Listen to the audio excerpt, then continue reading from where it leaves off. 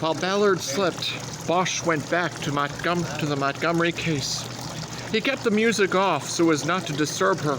Not knowing when she might get up, he decided to dive into the shortest stack of documents relating to the 3 remaining cases he needed to review. These emanated from Judge Montgomery's service in civil court during the last 2 years of his life. The shortest stack was actually a hybrid case. It involved the judge in both criminal and civil courts. It started with a murder case in which a man named John Proctor was convicted in an intentional hit and run of a woman who had been struck while walking to her car after leaving a Burbank bar, where she had rejected several efforts by Proctor to buy her drinks and start a conversation. Proctor was represented at trial by an attorney named Clayton Manley.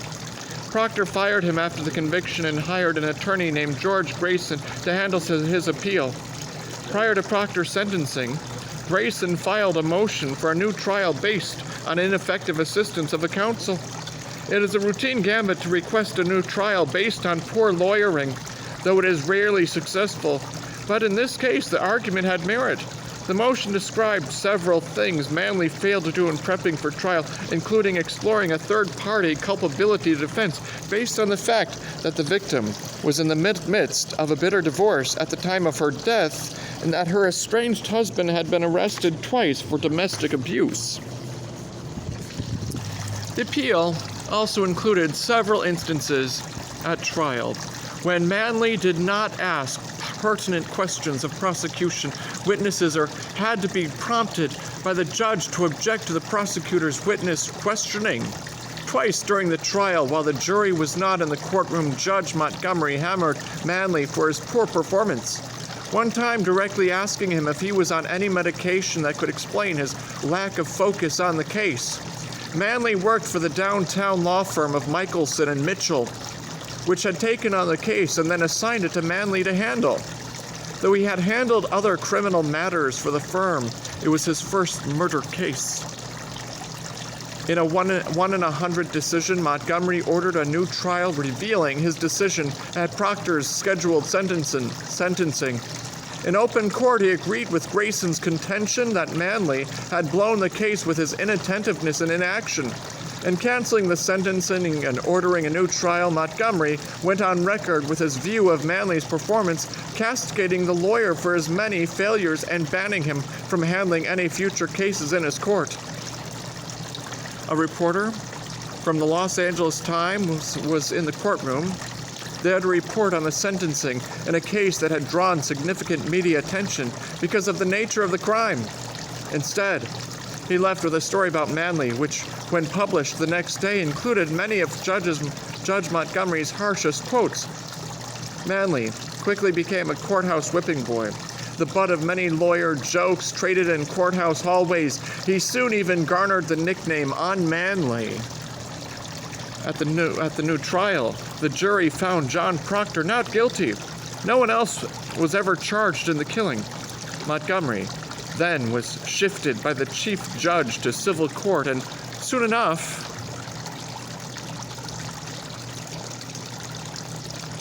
became embroiled in one himself. Clayton Manley sued the judge for defamation, seeking damages for the unjust and untrue statements Montgomery had made in court that were then disseminated by the media. Manley claimed in the filming that Montgomery had turned him into a courthouse pariah and destroyed his career. Manley said he still worked for Michelson and Mitchell, but was no longer assigned criminal cases and had not appeared in court in any capacity since the Proctor case. The lawsuit was quickly dismissed on the grounds that a judge's rulings and statements in court were not only protected by the First Amendment right to free speech, but sacrosanct for the unbiased and unfettered administration of justice in court. Manley appealed the ruling, but higher courts similarly rejected it twice before he dropped the matter. That was the end of it. But when Montgomery was murdered a year later, his clerk gave the name Clayton Manley to detectives asking who the judge's enemies might be. Gustafson and Reyes thought enough of it to investigate and started reviewing all matters regarding the Proctor case. They saw enough there to proceed the next level. Reyes interviewed Manley at his office with his own attorney, William Michelson, present. Manley provided a solid alibi for the morning of the murder. He was in Hawaii on vacation with his wife at a resort on Lanai. Manley gave the detective copies of his boarding passes, hotel and restaurant receipts, and even photos from his iPhone of him on a fishing charter, taken the day Montgomery was murdered.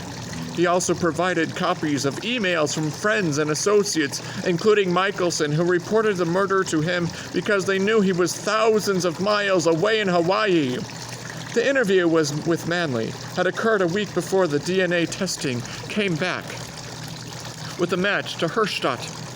It explained why the Manley stack was the shortest. The detectives apparently accepted Manley's denial of involvement and his alibi. Still, something about the Manley angle bothered Bosch. There was no mention in the chronological record of the interview with Manley having been set up in advance. In fact, that would have been poor form. Investigators routinely approach subjects without warning. It is better to get extemporaneous answers to questions rather than prepared statements. It's a basic rule of homicide work. Don't let them see you coming. But with no indication in the documents that Reyes gave any prior warning that he was coming to talk to Manley, the attorney was apparently prepared for the interview. He had his own attorney present and alibi documentation ready to be turned over. Bosch wondered if that bothered Reyes or Gustafson because it bothered him. True, Manley had had a protracted dispute with Montgomery, so he could probably assume the police would want to talk to him. That was suspicious. That wasn't suspicious to Bosch. Even having a lawyer present didn't raise an eyebrow. It was a law firm, after all, but the detail of the alibi was what bothered Bosch the most. It appeared to be bulletproof right down to his providing the digital timestamp with the Hawaii photo taken just a few minutes before Montgomery was bladed in L.A. It had been Bosch's experience that an alibi, even a legitimate one, was seldom bulletproof. This one felt to Bosch like a setup, like maybe Manley knew precisely when he would need an alibi. Gustafson and Reyes apparently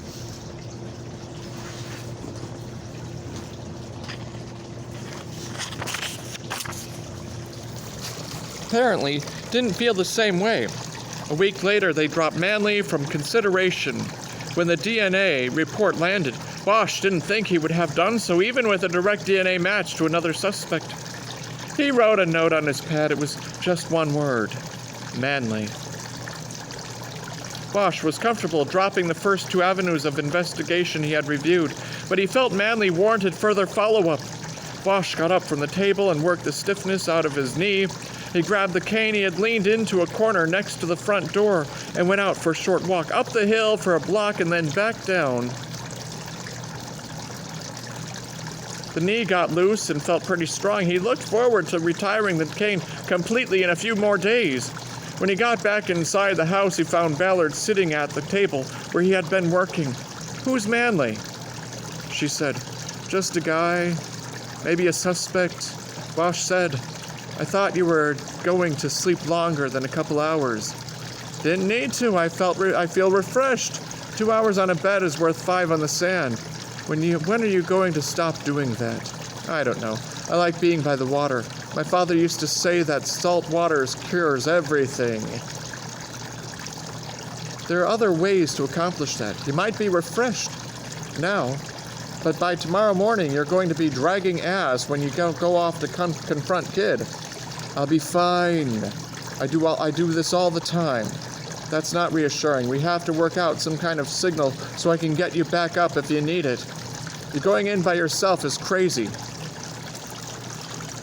"I work every night by myself. This is nothing new." Bosch shook his head. He still wasn't happy. "Look," Ballard said, "what I want to do now is show you the software on my laptop so you can monitor everything after I go out there and stir up this shit. I'm going to come by in the morning and leave my laptop with you before going out there." "You can't just transfer it to my computer?" Bosch asked. "Not possible. It's proprietary. but it will only take a few minutes to bring you up to date on everything. I know you're old school and never did it this way. Just show me. Bosch cleared space on the table so he could sit next to him. She opened the monitoring program. Oh, good, we're up. She said, the tap is in the place. So the 72-hour clock is already ticking. Bosch said, right.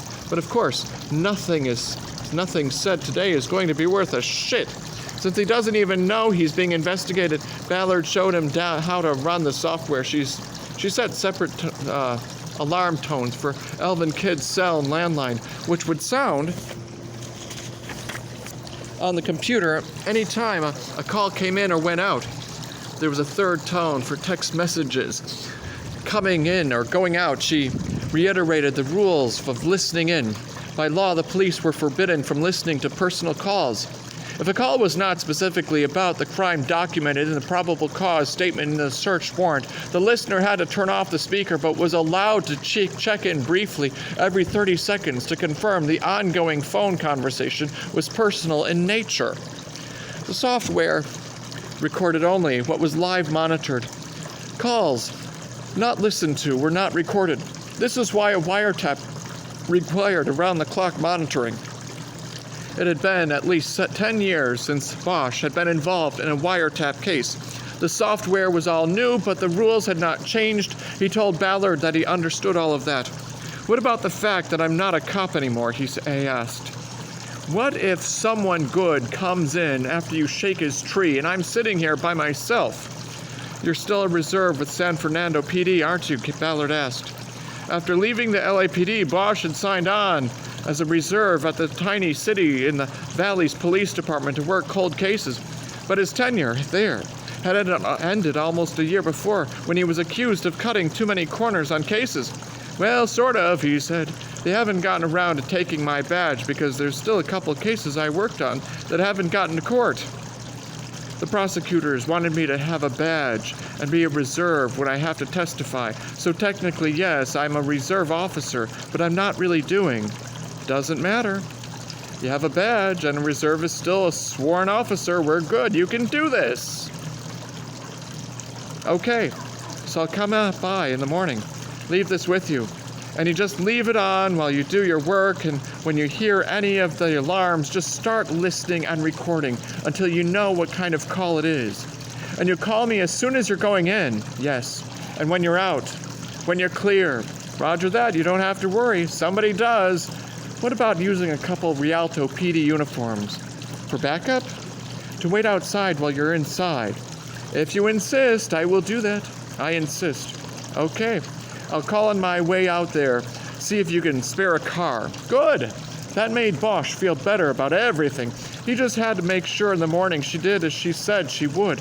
Ballard was reaching for a laptop to close it when one of the tones she had programmed sounded. Ooh, incoming call, she said. We get to see how this works.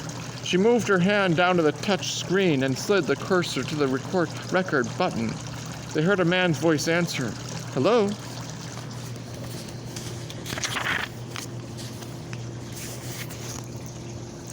It was a collect call from the men's central jail.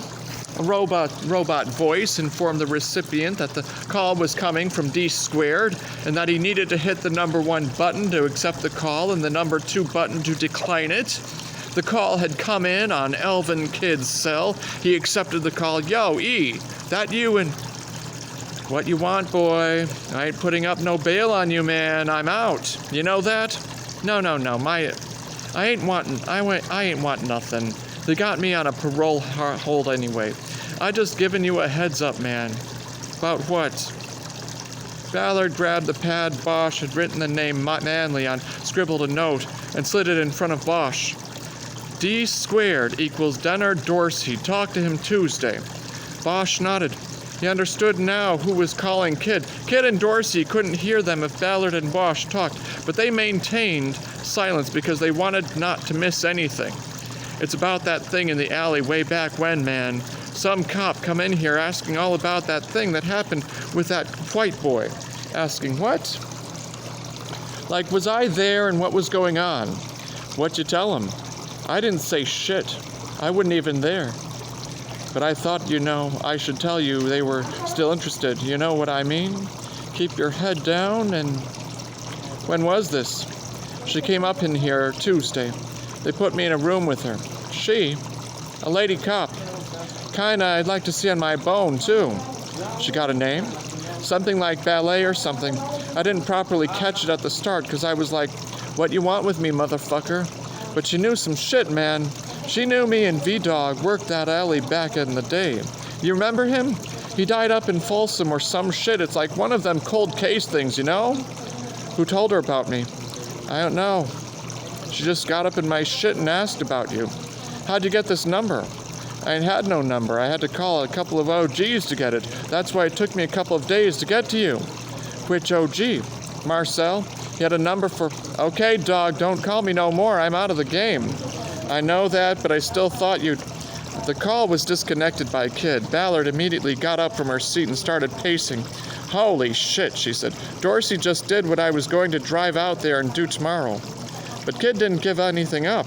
Bosch cautioned. He was careful. True, but he asked a lot of questions. We got the right guy. It's him. And we were fucking lucky the wire got set up already. But now what? Do I still go out there tomorrow? No way. He'll be ready for you, and you don't want that. Ballard nodded while she paced the living room. Can you play it again? Bosch asked. Ballard came back to the table and replayed the call. Bosch listened closely for anything that might sound like a code passed between the two old gangbangers. But he concluded that Kid had taken the call out of the blue, and there had been no secret message or code imparted. As Dorsey had said, he was simply passing on a warning about a potentially threatening situation. What do you think? Ballard asked. Bosch thought a moment. Think we wait and see if Kid makes a move, he said. But now that he knows about the investigation, he may go offline, Ballard said. He'll go buy a burner. I would if I were him. I could go out and watch him tonight. I'm going with you. That won't work. It's 2 hours. They are easy with rush hour. You have your shift you said you can't miss.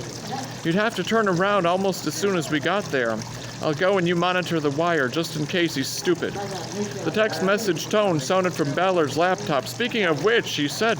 She pulled up the message. It was outgoing from Kid's phone. Need to meet. Dulon's at 1 tomorrow. Important. They both stared at the screen, waiting for reply. You think it's the Marcel that Dorsey mentioned? Ballard asked. I don't know, Bosch said. Probably. Short reply came through. I'll be there. Bosch got up from the table to loosen his knee again. I guess if we figure out who Dulon is, we could set up on him tomorrow, he said. Dulon's is a soul food kitchen, Ballard said. Good stuff. But there's at least 3 of them that I know of in South L.A. Bosch nodded, impressed by her knowledge. Any of them in rolling 60s turf, he asked. There's one on Crenshaw in the 50s, Ballard said. That's probably it. You eat there? Will we stand out if we're in there? You will.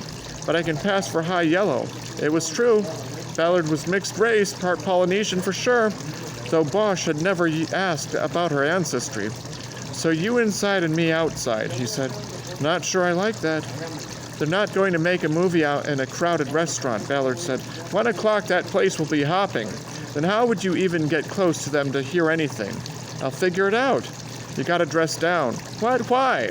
Because of what D Squared told him on the call, that you are a looker. Not exactly what he said, but I take the point. I'll go get a couple hours on the beach after work, and I'll come dressed down. Don't worry. Maybe we should call in the troops. Go to your lieutenant. Tell him what you've been doing. Get more bodies on this. I go in with a homicide and will be taken off me faster than a pickpocket takes a wallet on the Venice boardwalk. Bosch nodded. He knew she was right. He pointed to her laptop at work tonight. Can you trace that number he texted to? Find out who it is? I can try, but it's probably a burner. I don't know. Kid's been out of the game. He used his own cell to text. That was a mistake. Out of the game might mean he's got no burner. And people still in the game have burners and change them all the time. But this is a number Kid had, that he knew. Might be a legit phone, Ballard nodded. Maybe, she said. I'll see if I can run it down. Bosch moved to the sliding door and opened it, then stepped out onto the deck. Ballard followed him. Amazing view, she said. I like it best at night, Bosch said. The lights and everything. Even makes the freeway look pretty. Ballard laughed. You know, we still don't know why John Jack had this murder book or why he sat on it for 20 years, Bosch said. Ballard came up to the deck railing next to him. Does it matter? We have a bead on the doer. We have opportunity and motive. It matters to me, Bosch said. I want to know. I think we'll get there, Ballard said. We'll figure it out. Bosch just nodded, but he was doubtful. They, Ballard mostly, had accomplished in a week what John Jack had not been able to do in 2 decades. Bosch was beginning to subscribe to Ballard's theory that there was something sinister about it. That John Jack Thompson took the murder because he didn't want the case solved. And that created a whole new mystery to think about, and a painful one at that.